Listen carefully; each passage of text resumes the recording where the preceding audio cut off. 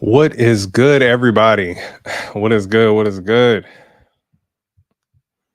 So I'm gonna let everybody come in. I am going to start it off. I'm gonna go ahead and tag people that asked me to tag them, and you know what I'm saying, knock that out. So let me go ahead and pull this up real quick. So here it shows that.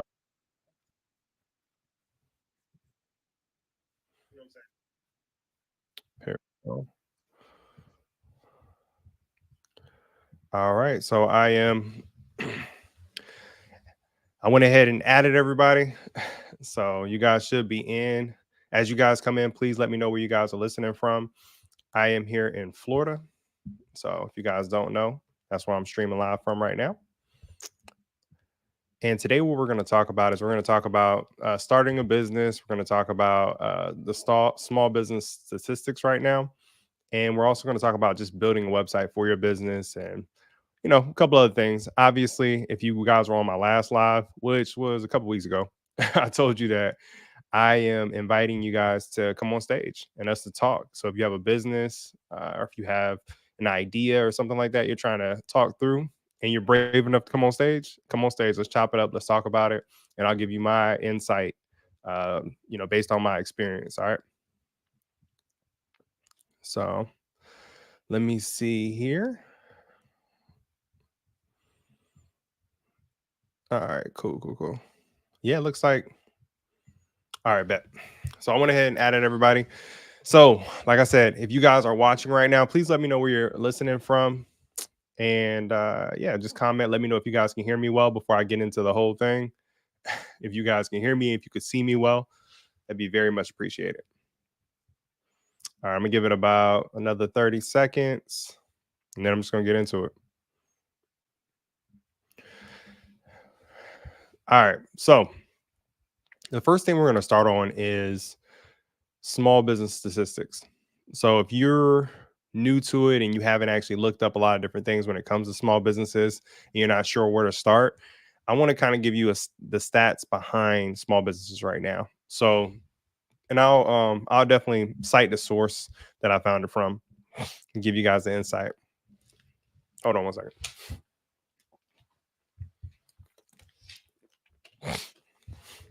All right. So there are currently 33 million small businesses in America right now, if you didn't know that.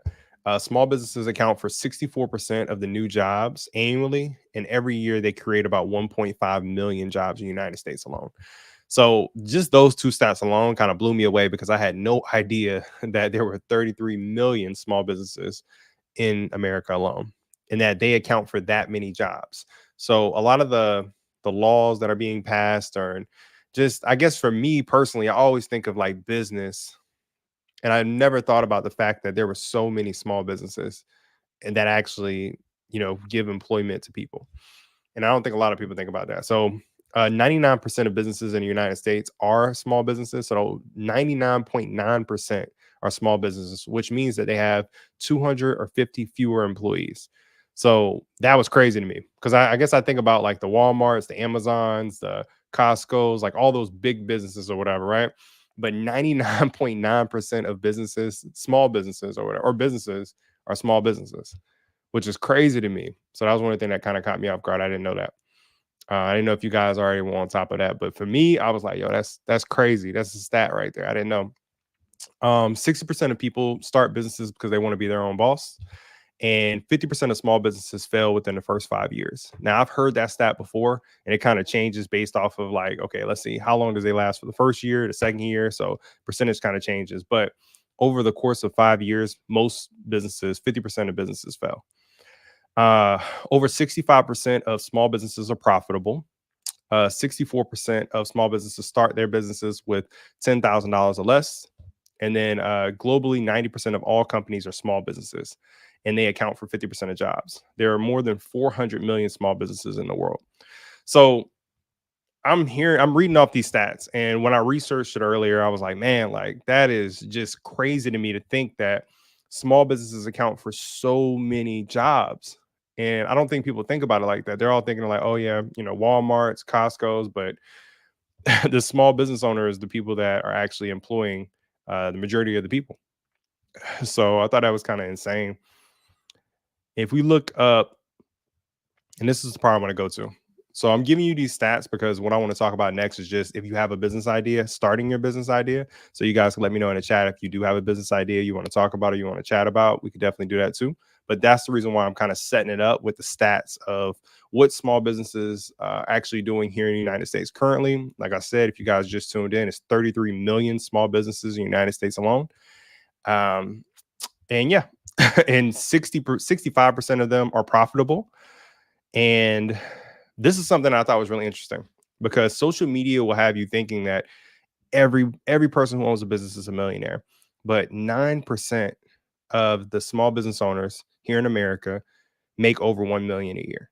And that's just gross profits. And that's so basically that's not a high percentage. That's not a high percentage. So you maybe like, I don't know, 1%. I'm trying to think of like, okay, so 1% of 33 million. Like that's what I was trying to think of, like what that number is, but obviously it's not high. It's very insignificant. And then the other stat I want to give you before we go into it is so only 20% of businesses fail in year one, 30% in year two, 50% in year five, and then 70% in year 10. 82% of small businesses fail because of cash flow issues. 42% of small businesses fail due to lack of demand. And then 23% of small businesses fail because they don't have the right team in place. And 17% is lack of business model, and 14% is like poor marketing. So only 14% fail because of poor marketing. But when you think of lack of demand, that was one of the ones that actually stood out to me. So if you have a business and you're trying to figure out, before you start the business, what the demand is, that's where market research comes into play. That's when you actually have to do a deep dive of the market that you're serving to make sure the demand is actually there before you launch a business just because someone else did it. So that's one of the things that I want to really talk about today when I talk about starting your own business, because a lot of people obviously miss that component. So that's the reason why I want to, tap into that, especially because 42% of small businesses fail due to lack of demand, which, like I stated, means that they're not actually tapped into their market. They don't know what the market actually wants before they start their business, whatever that business may be. They may think they know, but if 42% are failing overall, that kind of tells you what you need to know in regards to that. All right. So I am going to go to this last stat before we get into, starting your business. So 66% of small businesses face financial challenges. And about 27%, as of 2020 at least, obviously that's the old stat, that particular one, but 27% estimated that their 2020 annual sales would exceed 200,000. So that's 27% of small businesses. So I want you guys to really frame that. A lot of people feel like, if I have a business, I should be making $1 million. When the stats show that most business owners, small business owners in America, especially if they don't have any employees, they make about 46,000 a year. So if you think about that, on top of what you're currently doing in your job or your salary or whatever the case is, that could be good. You know what I mean? Depending on what you're looking at. So 46,000 for you, and not having a boss and just kind of running your own operation, that may be fantastic. It may be goals for you. So that's like, I think it said 27% of small business owners actually make that. So just kind of give you an idea of what you're getting your foot into when you're, starting your business and you're going through all the different expenses. And you're kind of, you know what I mean? You're trying to gauge like, like, is this what I want? What path do I want to take? Especially if you've tried a bunch of other things, just kind of gives you an idea of what to look at. It says over 86% of owners take a yearly salary of less than 100,000. So that means that what they actually take home in their pocket is less than $100,000. That's over 86%. So just putting in perspective again, so you guys understand what it is. It says 1/3 of successful small businesses, now successful is the key word there, start with less than $5,000. So if 1/3 of people start with less than $5,000 and they're successful, and successful meaning that they last for more than 5 years and they started with $5,000, that should give you a heads up. Hey, Chastity, I appreciate you tapping in. Thank you. Thank you for tapping in, and thank you for letting me know that you can hear me. I was about to say, I was like, I wonder if anybody can actually hear me on this live today. Because usually you guys let me know pretty soon, like, hey, I can't hear you or I can hear you. But I'm hoping you guys can hear me at the end of it. So let's get back into it. Because like I said, I'm running through these stats because I want you guys to see. So 17% of US small businesses are actually owned by minorities. So 17% is. So this percentage totals about 1 million businesses nationwide. So I told you that there were 33 million small businesses here in the United States. 17% account for minorities, minorities being Asian, Hispanic, African American, and other minorities. So about 10% are owned by Asians, 5.6% are owned by Hispanics, and then about 2% are owned by African Americans, and then 0.5 by other minority groups. So that's like American Indians, Alaskan natives, Native Hawaiians, Pacific Islanders, stuff like that, to give you an idea of what that looks like. And women actually own 41% of all non-employer U.S. businesses. Hold on one second. I'm about to actually put this on. Do not disturb. All right, cool. Crystal clear. Appreciate you. Thank you for that. I saw you said crystal clear, so thank you. I appreciate that. All right, so now if you look at that, that gives you an idea of how many people actually, you know what I'm saying, own businesses as far as minorities and different groups. But there's 33 million, but 1 million small businesses are owned by minorities. Now, if you think about a lot of people that want to start businesses, what's the number one reason? Number one reason people want to start their own business because they want to be their own boss. They don't want to answer anyone else. They don't want to have like management on their throat or whatever the case is. That's 60% of people basically answered that started small businesses that they wanted to be their own boss is the number one reason. And then 47% says dissatisfaction in corporate life. 31% said passion. 21% says opportunity. 23% said they were just unemployed. And then 23% said they weren't ready to retire, so they started a business, but they weren't able to get a job either. They were still close to that retirement age. 16% of self-employed Americans are over the age of 65. So I just want you guys to understand that there are so many opportunities for you out here. There's so many people doing different things to start their businesses. There's so many different reasons to start a business. And I want you guys to know that those opportunities are available to you as well. So it isn't something that's exclusive to any particular person or any particular party. It isn't we're fortunately in a country to where anyone can start a business. There's not a parameter or a guideline for you just to say, I want to start a business. I have to go through all these loops and hoops. Most states that I'm aware of, and obviously you guys can fact check, is pretty simple. It's pretty easy. You could just go through the state registration, you get your EIN number, and you're able to start your business essentially. Obviously, there's different tax classifications and all that kind of stuff, but we're just talking about starting a business right now. So in just starting it, I guess the main part that I want you guys to take away is just understanding that your idea that you have in your mind, you can bring to life. There's nothing stopping you from bringing that to life. It's not your friends. It's not, your associates or whoever your naysayers can possibly be. Ignore all that. Like whatever your business is, if you have an idea, it's fairly simple to make that happen as far as bringing your idea to life. Now, generating revenue, getting sales, all those type of things, that just goes down to what your niche is, and we kind of go from there. George David, I appreciate you tapping in. I see you say true. I appreciate it, brother. Appreciate you tapping in. But that kind of goes from there. So let's say, for example, if you guys that are watching right now, you're tuning in, let me know where you guys are tuning in from. If you guys have a business, then we could talk about specifically. Let's do it. If you have an idea for a business, let's do it. I want to definitely make sure that I'm catering to the people who are actually watching. I could give a general example, which is no problem at all. So just about starting a business in general, but I would love to be able to actually assist someone that's actually watching right now, and let's chop it up and let's have a conversation around what your business idea is, or if you have a business and you're looking to scale, market, anything like that.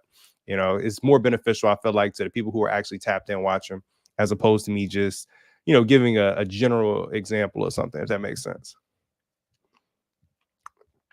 I just started a new gym wear brand, said George David. Okay, awesome. So let's talk about it. I actually had a clothing line as well, still do, called CM Clothing Brand. So if you guys are tapped into that, you can definitely check it out. George David says he has one called Fit X Drips. So that's pretty dope. So, and I'm going to make a couple assumptions about it, George David, obviously, and you can correct me in the chat and we can kind of chop it up about that. But let's talk about your business specifically. So, George David has a gym wear brand called FitX Strips. Now, I'm assuming these, like I said, these are assumptions. He may not do this, but these are assumptions.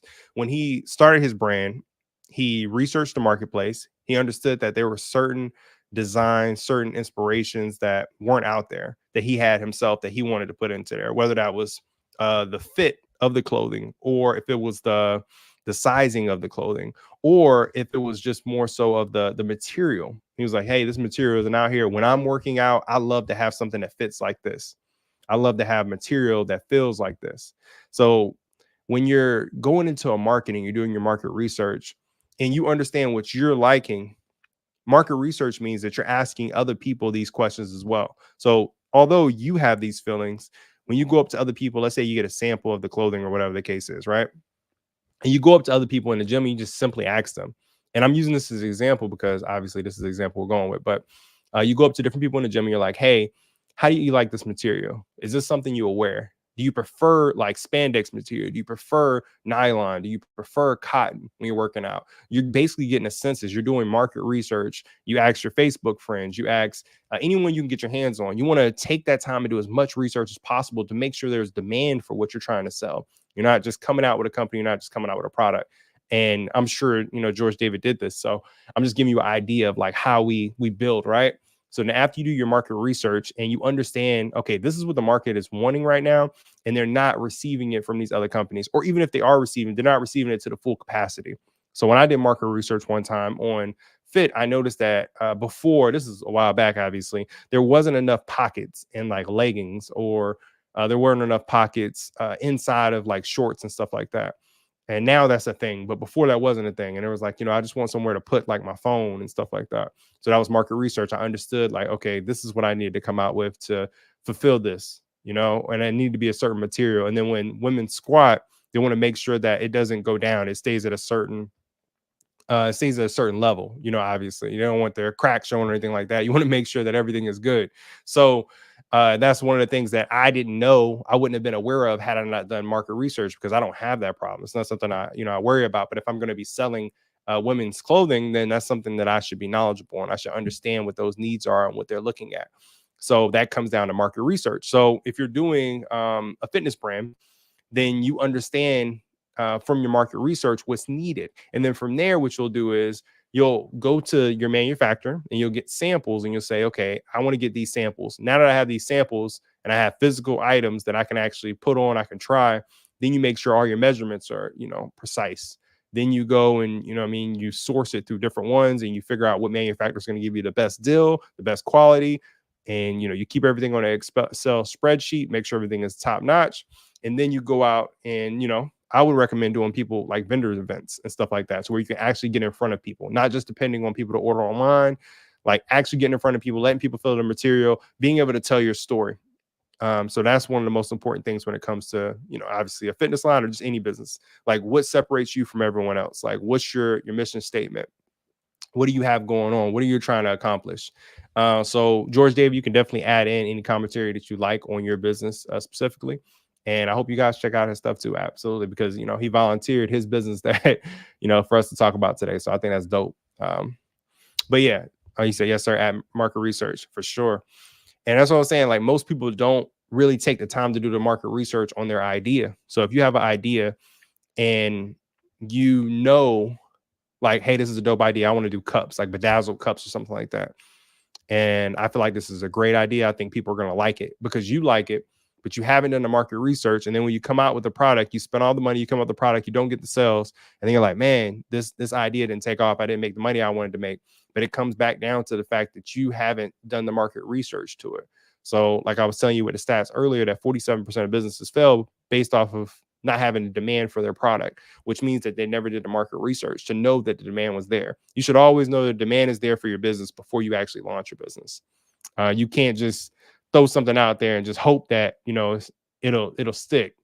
Unless you just got money disposably just to throw at it like that. But if you're trying to do stuff on a budget, let's say you got less than $5,000 to start your business, then you really want to be very precise with your market research, even if it takes you more time. Not saying procrastinate or push anything back. Be steadfast in what you're doing and set goals monthly. Like, hey, you know what? I'm going to do this research. I'm going to survey this amount of people, and I'm going to make sure this happens. So every single month, you're still doing actionable items to launch your business, but at the same time, you're not just defaulting to I'm just going to launch the business. I want to hurry up. I don't want to, wait too long to have my business out there. No, take your time, do the market research, understand what the market needs right now, and then bring it out. And then while you're doing that, build your personal brand. It's always good to have a good personal brand and make those connections with the right people before you even launch your business.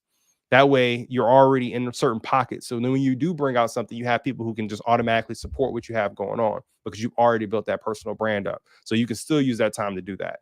Build your personal brand up by being a subject matter expert on whatever you're launching before you even launch anything. You're just basically a subject matter expert. So, for example, he's doing gym equipment. So now he's going to speak to being a subject matter expert on it. He's going to speak to, cons and other equipment or cons and other clothing or, wristbands or whatever, what I'm saying, whatever he's selling, whatever he has going on, he's going to be able to speak to that.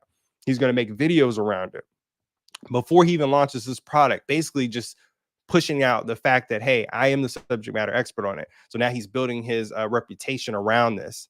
And then people are going to know him for that. So when people think of me, they think of, oh, yeah, he does websites, he does logos, he does, business coaching, he does mobile apps. Like people automatically just associate me with that because I've spoken on it 1,000 times, up to this point. Like, they think of me when it comes to investment, stocks, finance, like all that type of stuff, because I've spoken on that stuff so many different times. So if I launch a product that's in that realm, people automatically, gravitate towards it because they're like, hey, I know this guy has already been speaking about this stuff for years. So your personal brand is just extremely important when it comes down to, what you're trying to accomplish at the end of the day.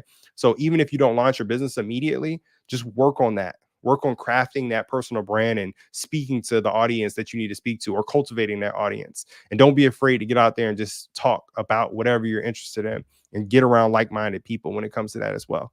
So that's the tips that I would give you as in regards to that. Let's see. George Davis said, you're right. Personal brand is very important. Absolutely. Absolutely. And I think people sleep on that aspect of it. It was like, man, I just want to launch the business. I want to separate myself as quick as possible from the business itself.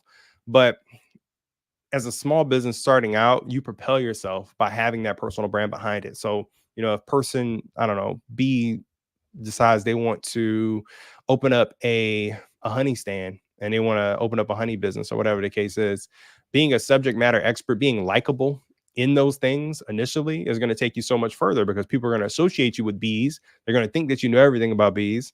And they're automatically going to say, hey, you know what? I want to get my honey from this person because I could tell they really care about bees. I can tell they really care about the livelihood. They've educated me on so many different things that now I want to purchase from them. If I get my honey anywhere, I want to get it from that person because now they're a trusted subject matter expert. So I hope that gives you guys an idea. If that makes sense, let me know in the chat. If you guys understand what I'm saying, if that makes sense to you, I'm going to take a drink of water real quick.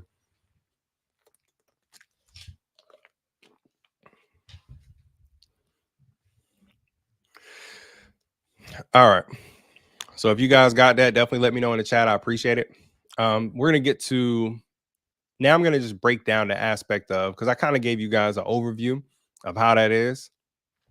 I'm going to go step by step and kind of break it down as far as just what you're looking at doing when it comes to starting a business. So the first thing you're going to do is you're going to, write down your idea. Say, hey, you know what? I have this idea. I call it yellow padding. I have this idea that I want to do. I want to start a business on, I don't know, let's say, because we did gym, we talked about honey real quick. So let's say I just want to start a business on, let's do, I'm trying to think of a good one. You know what? I'm not going to think of a good one. I'm going to think of a random one. I want to do a business on pens, but they're not going to be any type of pens. They're going to be like some kind of spectacular pen that, I don't know, has a laser, has a stylus, has a backup, what's some things called that you break windows with? It has one of those little super pointy things you can break a window with. I don't know. It's an all-in-one pen. And also I'm going to do engravings on the pen. So That's the idea, right? Now I have the idea in my mind. I said, you know what? I have this idea of this amazing pen, and you guys get these ideas all the time. I call these ideas blessings. Anytime God gives you an idea, that's your blessing. That's your way to abundance. That's how I look at it. Every single time God gives me any idea, it's a blessing there. And I'm going to, if I maximize and I'm able to leverage that idea, I'm able to get to the abundance. I'm able to get to the blessing. I'm able to get to my wealthy place. That's how I look at it all the time. So let's say we got pins, right? So pins, lasers, the little thing to hit the window and knock it out, the whole thing I just talked about, right? So what we'll do is we'll we'll write down the idea. We'll say, hey, you know what? I want to do a pen. And once I do this pen, I want to be able to do 5 different styles of the pen. So they'll be able to get, 3 different styles.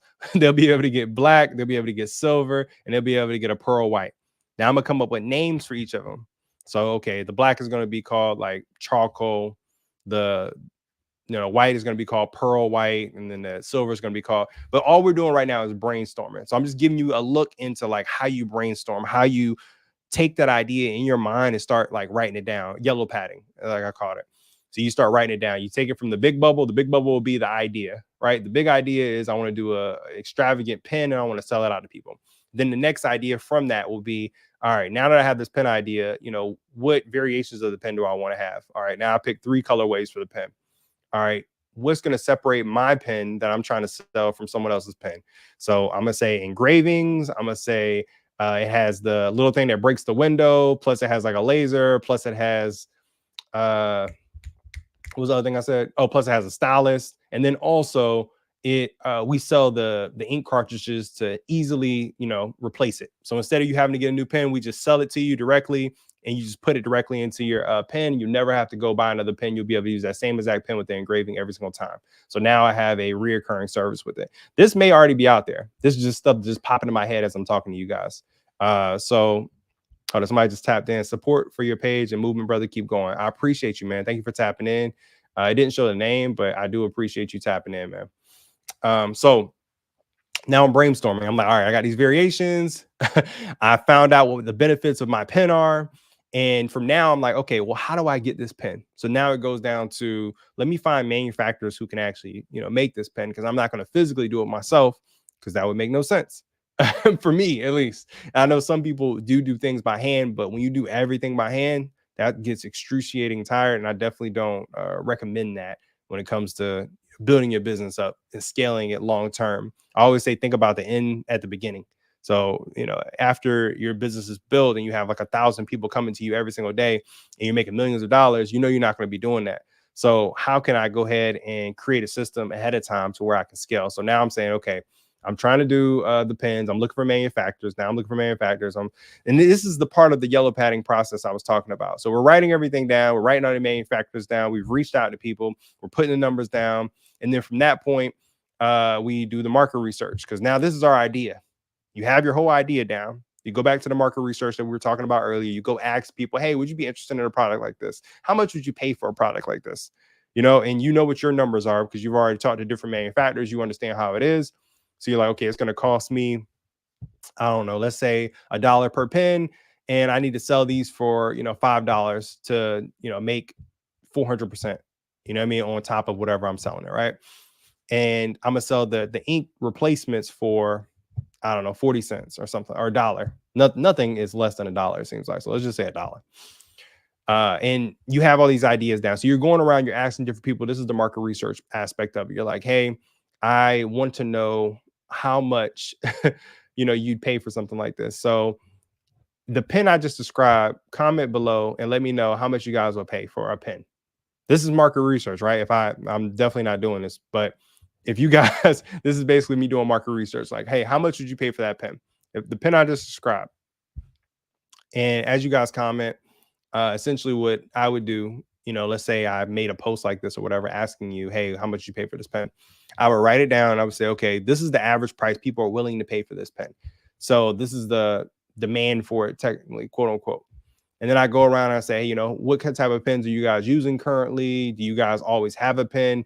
And, what issues do you currently have with your pen? They're like, well, it writes, it's good. Most people will say they lose it. So then in my mind, I would think of, okay, well, what's a way I can make it to where they won't lose this pen? How can I make it more sticky? Like, what can I do? What can I include in it that would keep it to where they would be able to easily identify it and they'd be able to find it? What if I added like NFC to it? Like, you know what I'm saying? Just think crazy, wild ideas, right? Just to try to figure out how you can solve whatever problem people are having or whatever issues they're having. So you take the yellow pad and you write down 10 issues people are currently having with whatever product they're dealing with. So if it's pens, they write down 10 things like, hey, I'm having an issue with, finding it. They always run out of ink and then I got to go find another one or whatever those issues are. You write them all down, boom, boom, boom. And then you come up with an idea of like, how can I make my product that I want to launch better than these ideas? Then you do your market research and you recycle. That isn't I figured it out and I'm going to do my business now in a week type thing. That's I'm going to take my time and really learn what the market has. If it takes me a year, I'm going to take my time and learn what the market has. And while doing that, you're still building your personal brand. You're still doing actionable items. So it's not like you're not making it happen and you're not. So I think that's the biggest thing. When I talk to people who have ideas or entrepreneurs or business owners or anything like that, that want to bring new things to life, they're always concerned with the timeline of it. Like, man, I'm taking too long and this, and this. But at the end of the day, you're right on time. As long as you're present in what you're doing and you're building slowly but surely, you're right on time. You're doing what you're supposed to do. If you're doing some sort of action, you're doing what you're supposed to do. Don't rush the process. That's the biggest thing I always tell people. Don't rush the process. Be very calculated. Take your time. Don't allow anyone else to rush your process either. Take your time, build the business slowly, and understand exactly what your market is asking you for before you launch the business. It does make sense to you guys. Let me know. Definitely comment. I appreciate you guys for tapping in as always. You already know. The next top subject we're going to get to is actually going to be building a website for your business. I'm going to talk about the essential things that you need to know when you're building a website, and then the things that you want to have. Even if you don't go with my company, National Website Designs, I want to make sure you guys know what you need to have on your website, the call to actions you need to have. We're going to go through it, but I'm going to drink some water first.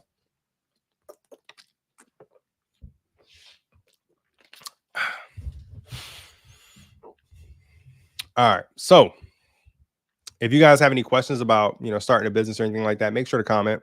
Let me know before we get into the next topic. Or if you comment, I'll try to come back to it. But when it comes to building a website, 99% of people don't understand that first impressions are everything.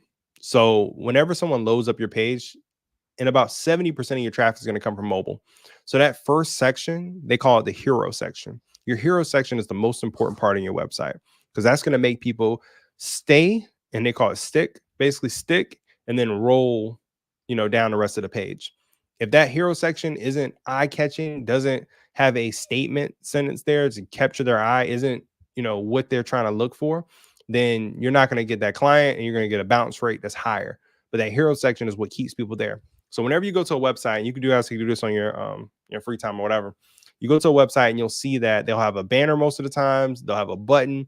They may have like a small 3 lines at the top on either side, right or left, and they'll have a logo in the middle or something like that. That's the ideal setup. But what people miss a lot of times is they don't actually have a call to action button. So call to action button would be get a quote, start today, learn more, like those type of things. That's what you need on your website. So as soon as someone comes to your website, it should be very appealing, aesthetically appealing.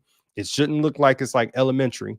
It shouldn't look like it's unprofessionally done. Even if you're doing it yourself, you can easily get a photo that is really nice, looks good, put it in the background, put a couple words to describe whatever your business is. So we were talking about a gym. So for his he would probably put something like, Fit Drips or FedEx Drips or something like that, right? Boom, FedEx Drips is right there. It's the first thing you see. You see a couple, let's say a couple or just a woman and a man or something like that. And one person's wearing like part of his clothing, the other person's wearing the other part. And they're just, they look cool. They're stylish. They're in a dope scenery. Maybe they're overlooking a bridge, whatever the case is. And then it says shop today. That's his call to action button. And then after he clicks that shop now, then it goes to another section. Or what he can do is he can have a pop-up. So after about 3 seconds, you have a pop-up come up. Like, let them see that. 3 seconds later, a pop-up comes up and says, hey, for 10% off, you get such and such and such. Now, you guys have seen this, but what happens is when you see things so many times, you start to ignore it. You don't pay attention to it because you're so used to seeing it all the time. You're like, hey, I've seen this kind of pop-ups, these advertisements or everything like that. You don't think about the reasoning behind it. So the reason behind it obviously is to get your information, to understand who you are so they can market to you again. And that's the same thing you want to do with your website. You want to be able to capture someone's information. So the gift that you're giving someone or the ebook that you're giving someone or whatever it is, it needs to be of value to that person. And whoever's coming to your website, traffic wise, if they're finding you on Google or they're finding you through your Facebook, it should be traffic that is interested in what you're already offering anyway. So if you have something up there that pops up and it's like, hey, I'm gonna give you 15% off and you get this free ebook. Sign up today for our newsletter.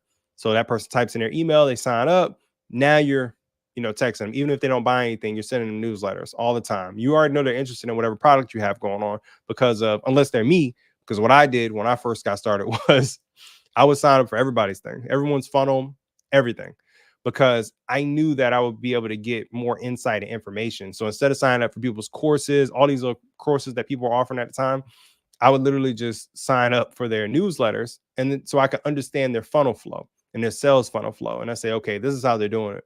So they'll sign you up. And then once they sign you up, they'll say, oh, you'll get this free offer. And once you get a free offer, they'll say, well, if you spend $20, you get this. And they basically move you up the funnel. So that was what people were doing. And I was able to pick that up without having to, go and buy the $1,000 course or $5,000 course or whatever it is. Cause I just went through whatever they had presented and figured out, okay, this is what they're currently doing. And just took notes. This is the verbiage they're using. They're basically persuading people by using this type of verbiage. They're saying these things. So when someone comes to your website, it should be certain verbiage that gravitates to them, that makes them just automatically pick up what you're putting down. You have to be very intentional about every single word you have on your website. Nothing can be missed. You know what I mean? Like the images have to align with what you're doing. The call to action has to align. Everything you're doing has to be on point. Your brand colors and your scheme have to be on point. So if you're like, hey, you know what? I want to do orange, black, and gray throughout the entire website, that should be the case. It shouldn't be like one page is black, one page is white, one page is blue. Like there's no uniformity there. People want to make sure that they're still in the same place when they're browsing your website. They should never feel lost. So that's another tip when you're doing a website and you're understanding you're building it. So these are a couple of things I want to tell you when it comes to like building a website. Let me know if you guys are following before I go more in depth with it, because I can easily go more in depth. Obviously, owning a website design company, I can easily go more in depth. But let me know if you guys are following me.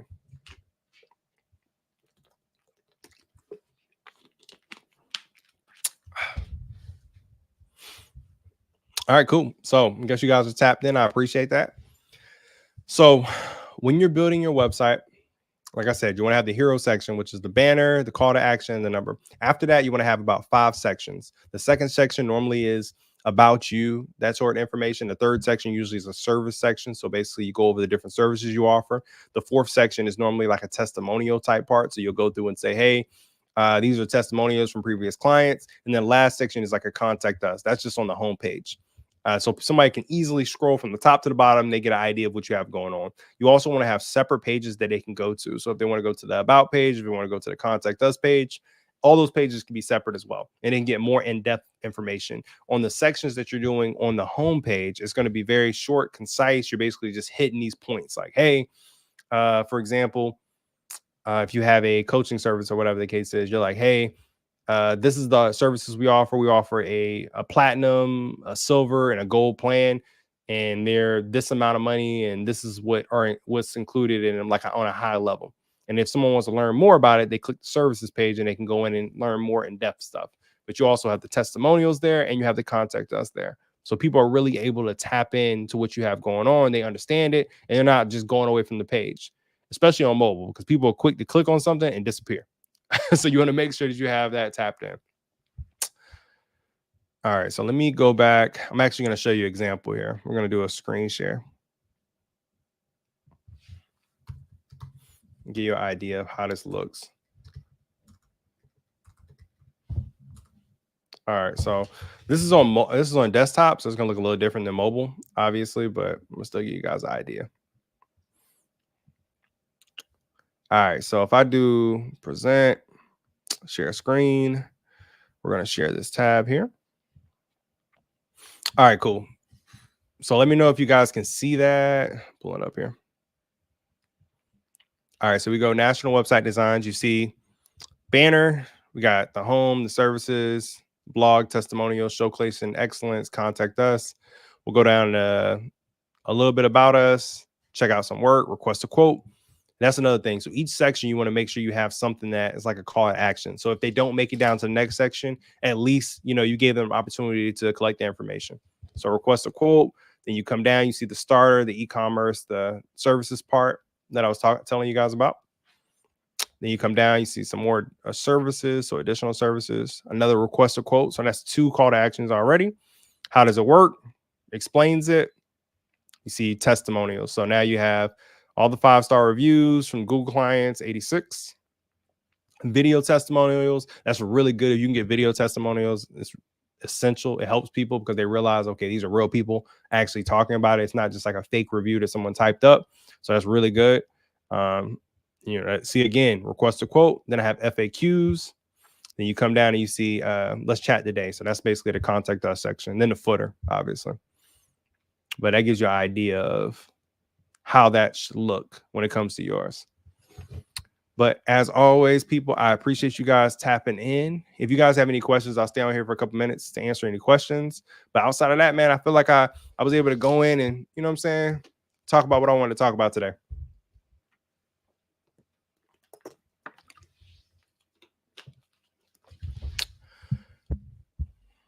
All right. Well, if there's no questions, like I said, I really appreciate everybody tapping in as always. Thank you. And y'all have a wonderful evening. Peace.